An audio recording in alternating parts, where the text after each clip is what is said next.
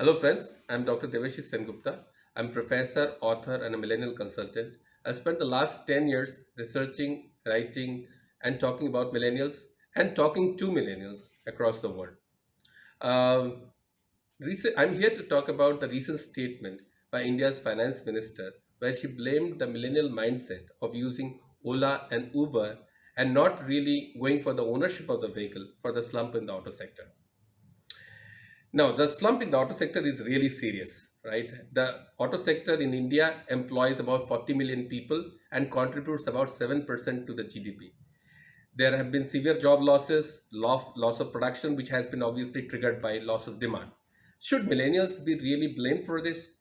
I should commend our finance minister for getting the mindset aspect correct. When she says that the mindset of using Olas and Ubers, millennials have a preference for that, she is absolutely correct. But I think it's also important to look at what is below that mindset, or what has shaped that mindset, or what has shaped those attitudes.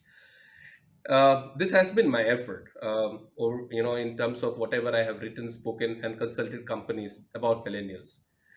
Now, there are at least three reasons that can be seen for why such mindsets are developed.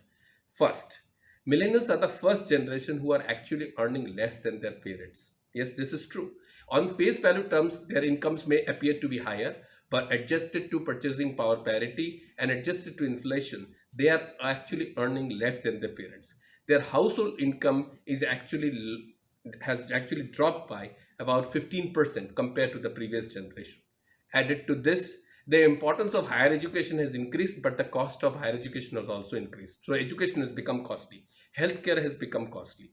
And obviously, there is a gloomy outlook of the economy, job losses, or potential job losses, which obviously has not only dented their purchasing power, but has also dented their sentiments in terms of purchasing or going for purchase of vehicles.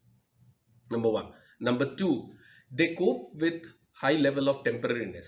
Nothing is really permanent.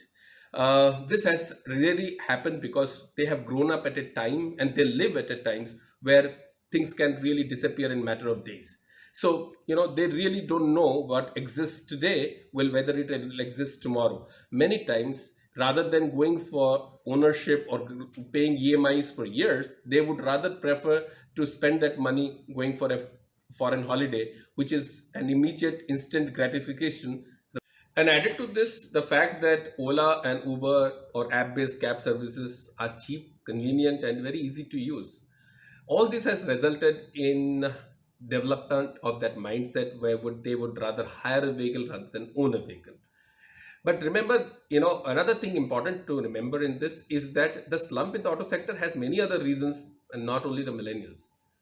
And this lack of ownership is not only with respect to cars or motorcycles. It's reflects in other aspects as well. For instance, take real estate, where it is seen that millennials would rather rent an apartment rather than own an apartment.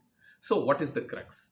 The long and short of this is that we need to see what lies below that mindset, below that attitude, and not only see that mindset, because if we keep on seeing that mindset, we might really put the blame on them, but it will not really solve any purposes.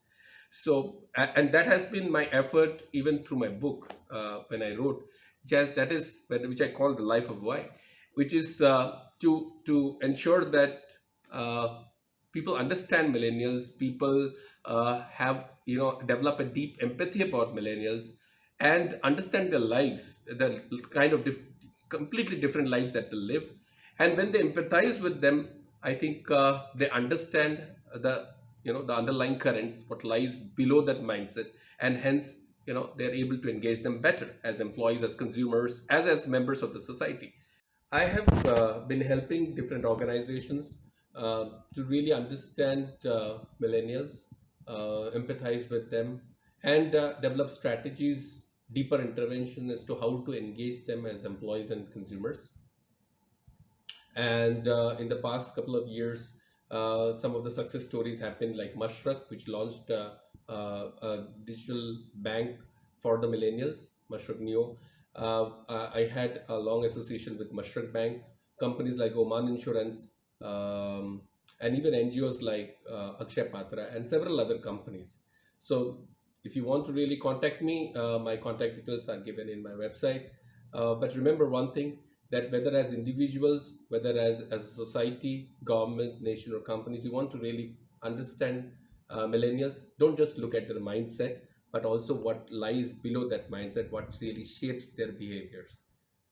And I think then we will be able to engage them much better. Thank you very much.